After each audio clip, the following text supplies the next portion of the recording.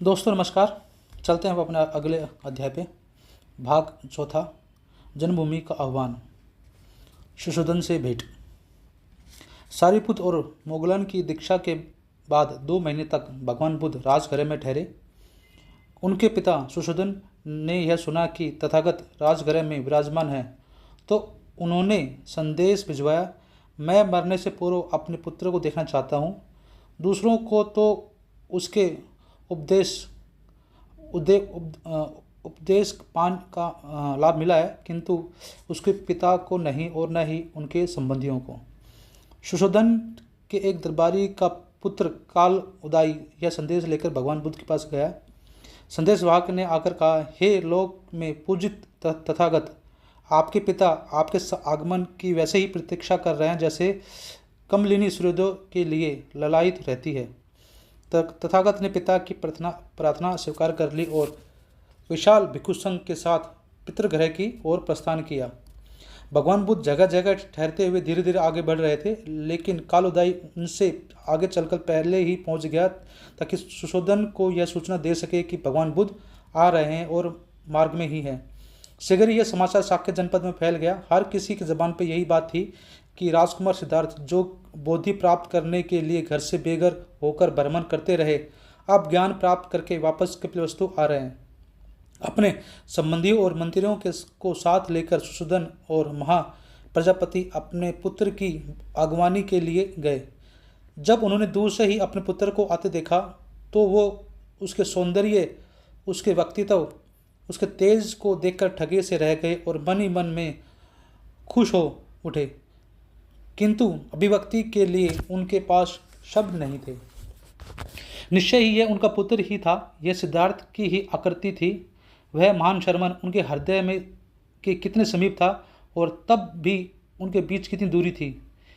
वह श्रेष्ठ मुनि अब उनका पुत्र सिद्धार्थ नहीं रहा था, अब वह बुद्ध था, सम्यक बुद्ध था, सत्य का स्वामी था, लोक गुरु था। अपने पुत्र के धार्मिक पद का ध्यान कर सुशोधन रथ से उतरा, सर्वप्रथम अभिवादन किया और बोला, देखो तुम्हें देखे 7 वर्ष बीत गए हैं, इस क्षण के लिए तरस रहे हैं हम। तब भगवान बुद्ध ने सुशोधन के सामने आसन ग्रहण किया। राजा ने आतुर होकर अपने पुत्र की ओर देखा। उसकी इच्छा हुई कि उसे नाम लेकर पुकारे, किंतु उसका साहस नहीं हुआ। सिद्धार्थ, वह मन ही मन बोला, सिद्धार्थ अपने वृद्ध पिता के पास लौट आओ और एक बार फिर उनके पुत्र बन जाओ। लेकिन अपने पुत्र की दृढ़ता देखकर उसने अपनी भावनाओं को वश में रखा। सुशोधन और महाप्रजापति दोनों निराशा हावी हो गई। इस प्रकार अपने पुत्र के सामने बैठा पिता अपने दुख में सुखी हो रहा था और अपने सुख में दुखी। उसे अपने पुत्र पर गर्व था, किंतु वह गर्व टूट गया जब उसे ध्यान आया कि उसका महान पुत्र कभी भी उसका उत्तराधिकारी नहीं बनेगा। मैं तुम्हें अपना राज्य दूंगा, उसने कहा, किंतु यदि मैंने ऐसा किया तो तुम उसे मिट्टी के समान ही समझोगे। तथागत ने सांत्वना दी, मैं जानता हूँ राजन, आप तुम्हारा हृदय प्रेम में गदगद है।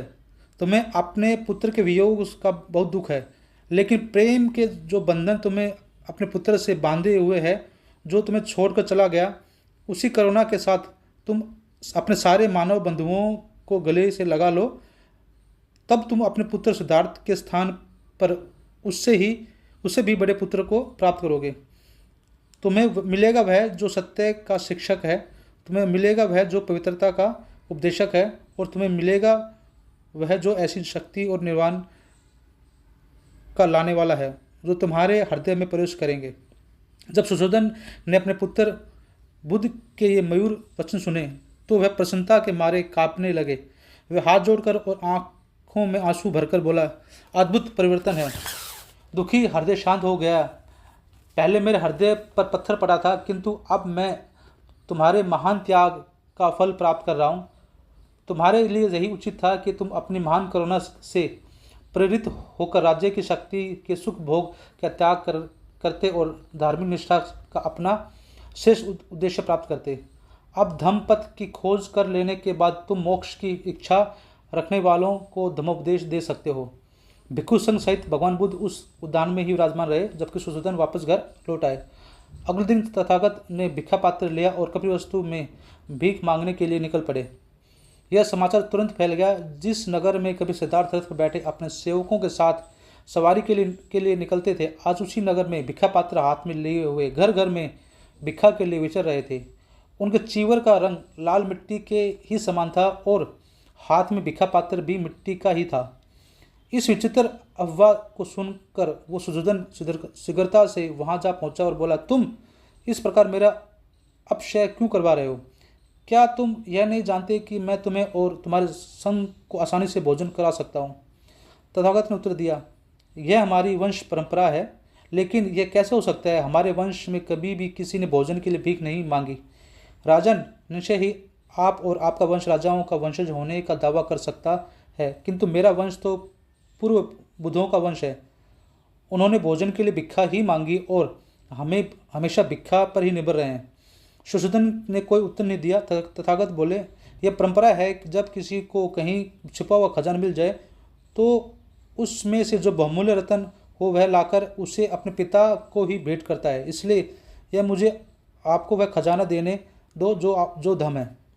और तथागत ने अपने पिता से कहा, यदि आप अपने आपको इस मिथ्या सोपन जालों से मुक्त करें, यदि आप सत्य को देखें, यदि आप अप्रमादी बन रहे हैं, यदि आप पवित्र रथ पथ पर ही चलें, तो आपको अक्षय सुख प्राप्त होगा। सुशोधन ने मौन रहकर यह सब सुने और फिर उत्तर दिया, पुत्र, मैं तुम्हारे कथनानुसार आचरण करने का भरसक प्रयास करूँगा। सो ये थे सुशोधन से भेंट जब भगवान बुद्ध कपिलवस्तु पधारे। सो आज के लिए हम यहीं समाप्त करते हैं।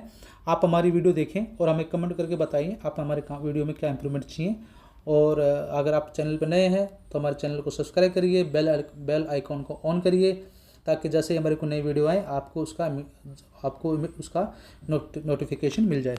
सो आज के लिए धन्यवाद।